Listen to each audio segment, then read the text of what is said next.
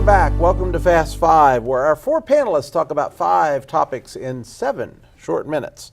Let's start us out. Albertsons, a grocery store outfit, right? Pharmacy type thing, are being sued by the federal government. Henry, why? They're being sued by the federal government because a manager told employees that they were not allowed to talk anything but English while they were on company property. It's wrong, okay? If my native tongue was Swahili and I chose to talk Swahili when I'm on break, what's the issue? If they have an issue with them doing it in front of customers, then give them a break area where they're not in front of customers to have that conversation. But they should be able to converse in a tongue in which they're familiar, but they also should be able to converse in a tongue to which their customers normally come in and speak. All right, Ron? Well, I agree with Henry in this particular thing with Albertsons, why there would even be an issue. What, they're the second largest grocery chain in the country, and what they're able to do, what they're able to put together to lower themselves to do something like that. Doesn't make what are we sense, coming does it? to? You can't. It didn't say you have to speak English. It says you couldn't speak Spanish. Right. Tyler? Yeah. So obviously it's a dumb policy not being allowed to speak Spanish. What I'm interested in to see how this legal issue will work out is they're alleging harassment and that the manager was saying racially demeaning things to the individuals who were speaking like this.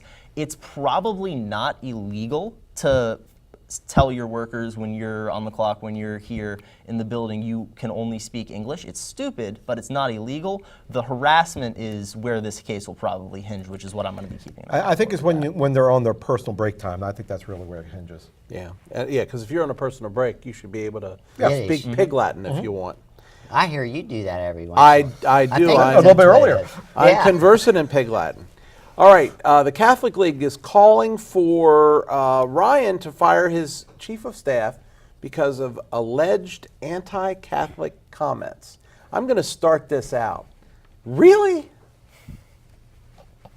And what was anti-Catholic about it? Essentially, what happened is the House chaplain is a Catholic, was signing a letter to unresign, and then Paul Ryan's chief of staff essentially said, "Oh, maybe it's time for a house chaplain who isn't a Catholic. Maybe we should have someone else." So it doesn't seem like this was horrible vitriol. What started it? It's unclear. It seems like it was just because this guy was unresigned. Ryan wanted him a new chaplain. just I wanted think to there's something in the background that leading to this. I think the house chaplain needs to have a little bit thicker skin. Okay, that would be like, well, listen, next time let's don't hire a Baptist, or last time, or a Sunni Muslim or whatever. Okay, listen, let's get over this bickering about people's religions and their faith.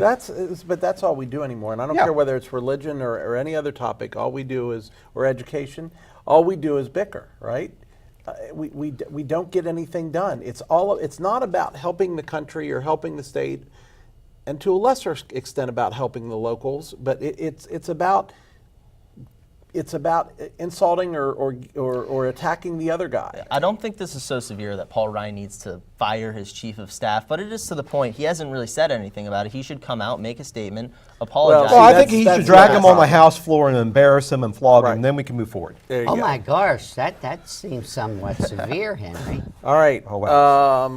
What is not severe is unemployment. 3.9%, 164,000 jobs added in April. And? That's pretty good stuff, isn't it, Ron? No. Read down lower.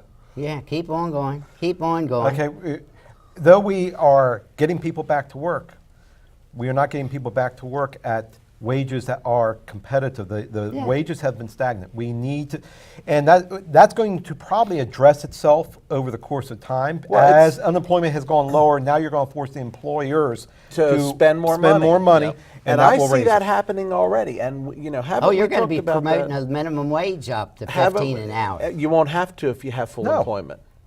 You're near full employment with the number here. When you're at that number, the quality worker is going to dictate the base wage that you're paying. Well, we have one coming up after a bit that's going to fit right into this. Okay, but mark my words, if you have full employment, the minimum wage will not matter. It's simple supply and demand. If you Absolutely. have a higher supply or a higher Why does demand platinum cost for more than workers. plastic? It's less available. There you Yeah, go. If you have a higher demand for workers than you have workers available, Did, then in did order the to economy, get the is the proper economy people, growing? You're a young guy in college now. Is the economy growing or is it stagnant? it's been improving for What's some improving? time now. Tell me what's improving. It's growing Just- faster now than it was. I want to hear this young man say what he sees is improving in the economy. Everybody's talking about unemployment's at 3.9%. He said, oh my gracious, wages went up 2.6%. So that means $2.60 on $10. Is that any money on 100?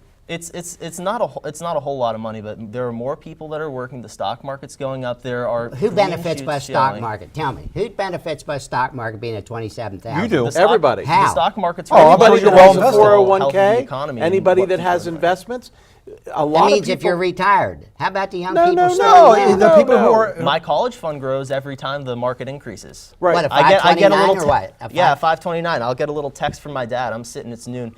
I'm just having lunch. I get a text from my dad.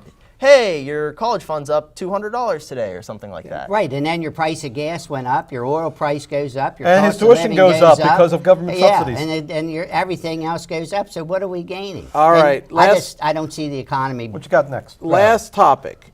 Last topic. Reinsurance program may lower health rates. What do we think about that one? Actually, this is not the last topic, but what do we think about that one? It's interesting.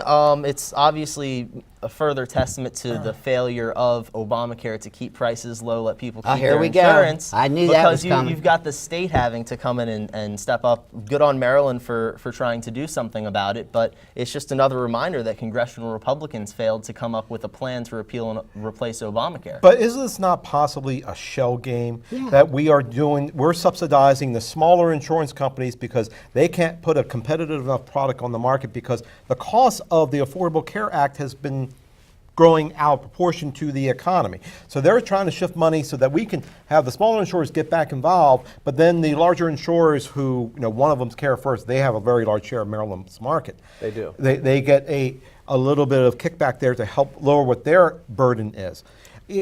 Common sense would be able to go in there and do an a la carte selection. Well, gee, I don't need birth control in my health care plan, okay? The likelihood of me getting pregnant is nothing. It's pennies, but you're sort of going through. But here's the reality, and I'm not an Obamacare fan, but I will tell you this, and I have bought insurance for a lot of years now, and I got to tell you, and this last year was the worst increase I've seen ever, period. But before that, it was not uncommon to have 20, 25, 30% increases. This is before Obamacare. So I agree, Obamacare is not great. But guess what? It wasn't great before it either. Yeah. So I think we have to factor that Yeah, but in. we have to, and Tyler, you did it, you brought it up, that we go back to the same thing over and over because it's a political talking point. All right. What's the reality of it? What is the reality? And someday, maybe we can have a conversation on insurance. What does the city of Hagerstown County do? They're suing the pharmaceutical companies for the opioid problems. Don't you think maybe there should be some suits on the insurance providers? I think we have enough suits, personally. You but really that's, think? That's another story.